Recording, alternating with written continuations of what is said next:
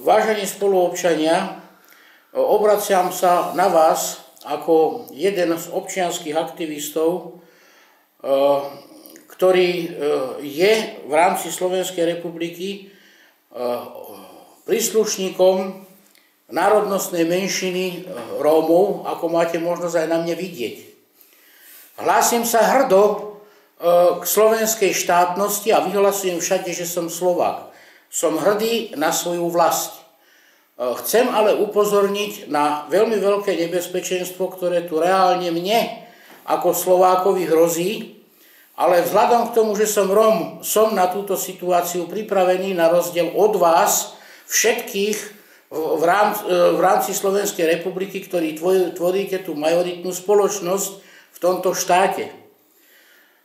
V roku 2004 vláda Slovenskej republiky v tom čase v rámci predvstupových rokovaní o vstupe do Európskej únie sa zaviazala, že územie Slovenskej republiky, teda všetká pôda, ktorá tvorí tento štát, sa stala obchodnou komoditou, ktorú si môže ktokoľvek kúpiť a už sa tak aj v reále deje.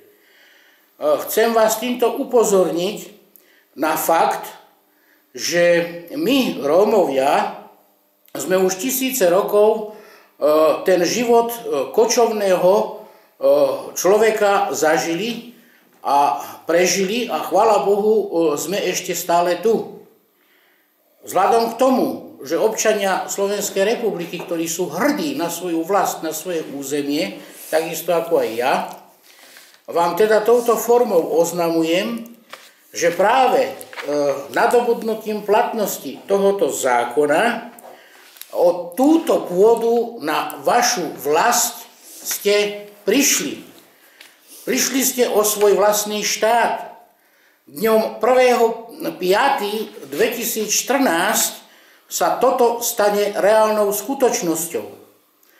Chcem vás teda všetkých vyzvať k tomu, aby ste sa zapojili do verejného protestu, a to aj napríklad formou petície, pretože ako jediná osoba, ktorá sa postavila proti schváleniu takéhoto zákona, proti rozpredaju celého štátu, je osoba Helena Mezenská, ktorá bojuje v parlamente, ktorá aj v súčasnosti kandiduje na prezidentku Slovenskej republiky. A jediná osoba sa zaujíma o to, aby ešte Slovensko bolo Slovenskom. My, Rómovia, máme svoj jazyk, máme svoju kultúru, máme svoje tradície. Na rozdiel od vás vieme, čo to je kočovanie. Vám, Slovákom, zostane už len jazyk, zostanú vaše tradície, vaša kultúra, a však ako kočovníci by ste zahynuli.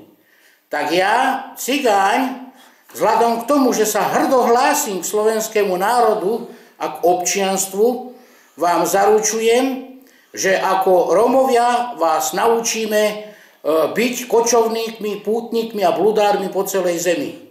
Ďakujem za to, že ste si ma vôbec vypočuli a teším sa na spoločnú púť po celej planéte.